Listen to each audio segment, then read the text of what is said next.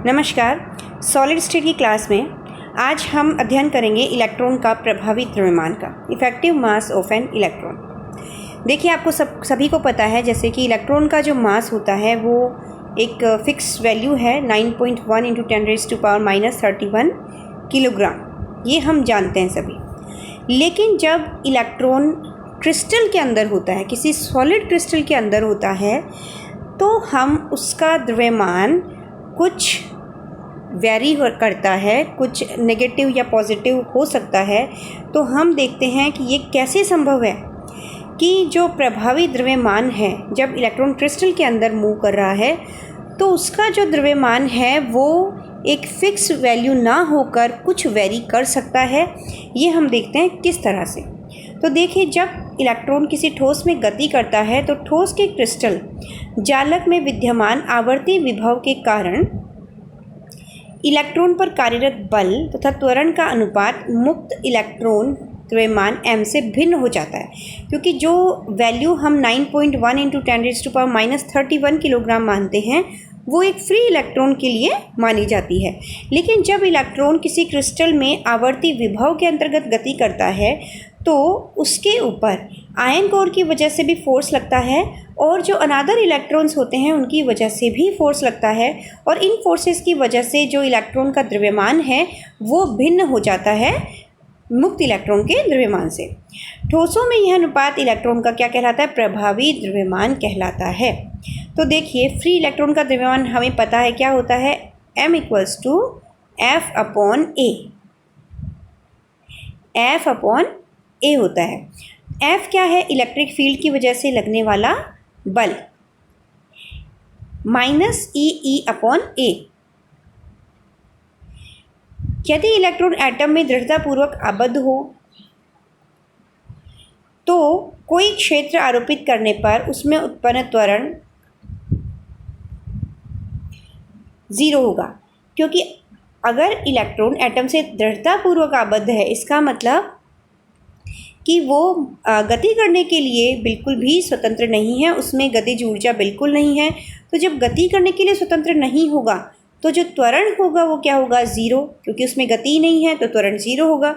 इस केस में इलेक्ट्रॉन का जो प्रभावी द्रव्यमान होगा वो क्या होगा? m star that is equivalent to -EE/A, और A क्योंकि 0 है तो m स्टार हो गया हमारा इन्फिनिटी। तो देखिए, ऐसा हम के शेल के इलेक्ट्रॉन के लिए मान सकते हैं क्योंकि वो नाभिक के सबसे नज़दीकी है और उसमें जो इलेक्ट्रॉन होगा वो नाभिक से सबसे ज़्यादा आकर्षण बल से बंधा हुआ होगा, टोटली बाउंड इलेक्ट्रॉन होगा, गति बिल्कुल नहीं होगी और त्वरण उसका 0 होगा। तो उसका प्रभावी द्रव्यमान हमारा इन्फिनिटी होगा। मुक्त इलेक्ट्रॉन के लिए जो प्रभावी द्रव्यमान होगा वो वास्तविक द्रव्यमान के इक्विवेलेंट ही होगा। कैसे? तो ये हम देख सकते हैं कि जब किसी क्रिस्टलाइन ठोस में विद्युत क्षेत्र E आरोपित करते हैं तो इलेक्ट्रॉन्स पर कार्यरत बल कितना होगा? F = -EE+F1। अब +F1 क्या है? क्योंकि हमारा इलेक्ट्रॉन क्या है? स्वतंत्र है, फ्री है, तो आयन कोर की वजह से उसके ऊपर जो बल लग रहा है उसे हमने F1 मान लिया है। तो न्यूटन के द्वितीय नियम से हम जानते हैं F की वैल्यू ma होती है। यहाँ हमने F की जगह ma मान लिया और F1 की जगह हमने m1a मान लिया, जहाँ पर a इलेक्ट्रॉन का त्वरण है, m उसका द्रव्यमान है। वास्तविक द्रव्यमान और प्रभावी द्रव्यमान हम निकालेंगे अभी। m उसका वास्तविक द्रव्यमान है। तो देखिए, m - m1 इसको हमने मान लिया प्रभावी द्रव्यमान, क्योंकि जो वास्तविक द्रव्यमान m था, अब हमारे पास इक्वेशन जो आ रही है उसमें m - m1 आ रहा है, वो इक्विवेलेंट हो रहा है -EE/A के। इसलिए यहाँ पर जो इलेक्ट्रॉन का द्रव्यमान है वो वास्तविक द्रव्यमान से कुछ वेरी कर रहा है, जो कि इक्वल है m - m1। यहाँ पर अगर m1 ग्रेटर देन हो m से, अगर m1 वास्तविक द्रव्यमान से अधिक होगा तो m स्टार क्या होगा? नेगेटिव होगा। अगर m1 और m बराबर होंगे तो m स्टार क्या होगा? 0 होगा। अगर m1 लेस देन m होगा तो m स्टार हमारा पॉजिटिव होगा। तो प्रभावी द्रव्यमान इलेक्ट्रॉन के लिए देखिए 0 भी हो सकता है, ये प्रभावी द्रव्यमान 0 भी हो सकता है। उस केस में क्या होगा? m और m1 इक्विवेलेंट होंगे, जो कि फ्री इलेक्ट्रॉन के केस में होता है। या हो सकता है कि m स्टार नेगेटिव हो और प्रभावी द्रव्यमान जो है नेगेटिव भी हो सकता है और प्रभावी द्रव्यमान पॉजिटिव भी हो सकता है। तो देखिए, एक विमीय जालक क्रिस्टल में इलेक्ट्रॉन का प्रभावी द्रव्यमान निकालते हैं हम।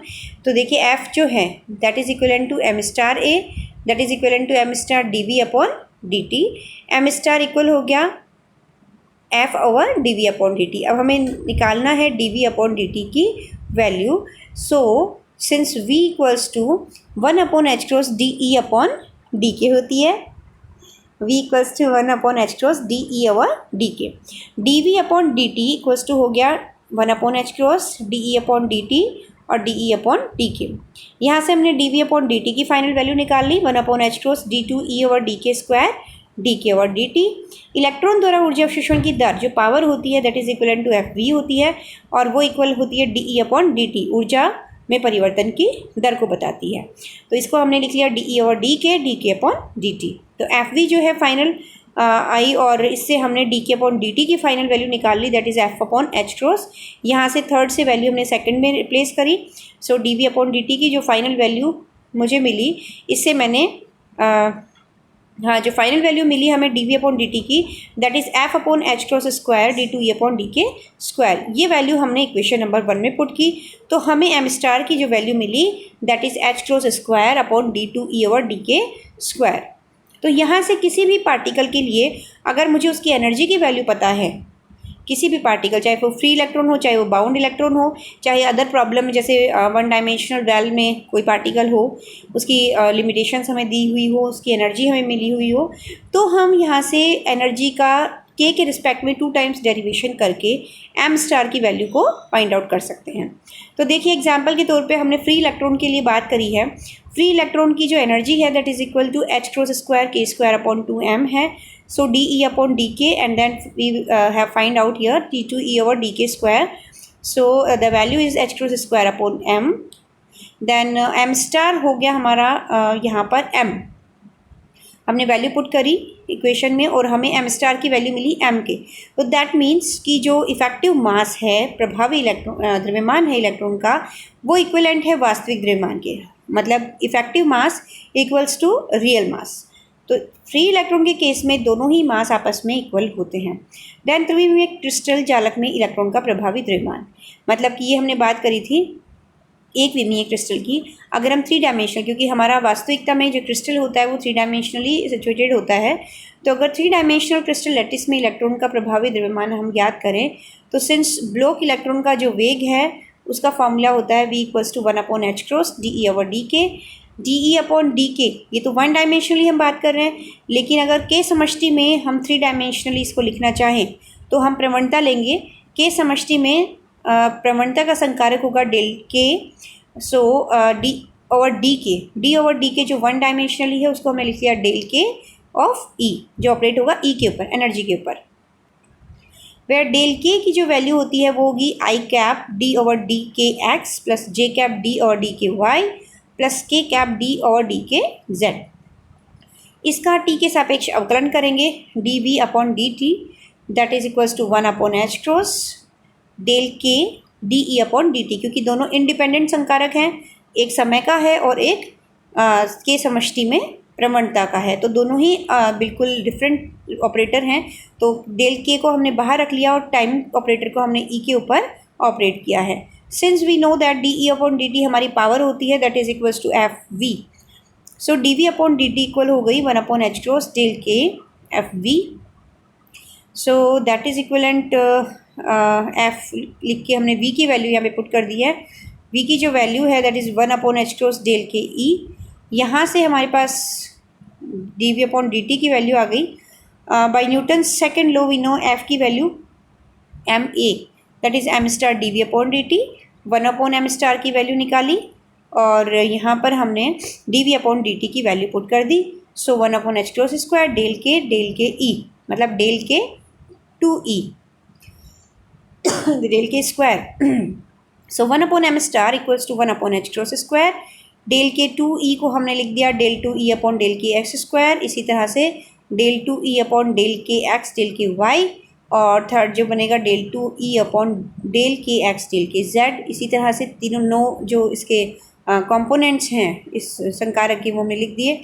1/m*ij, दो कोई भी आर्बिट्रेरी इंडिसेस मैंने लिए हैं यहाँ पर आई जे की वैल्यू XYZ हो सकती है।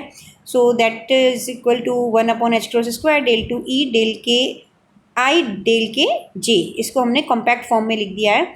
आई जे की जगह हम XYZ ले सकते हैं बारी बारी से। आई और जे की वैल्यू एक बार दोनों की वैल्यू x ले लेंगे तो del two E upon del K x² हो जाएगा। देन आई की वैल्यू x रखेंगे और जे की वैल्यू वेरी करते जाएंगे, एक बार x, एक बार y, एक बार z। फिर आई की वैल्यू y को कांस्टेंट रखेंगे, जे की वैल्यू अगेन XYZ वेरी करेंगे।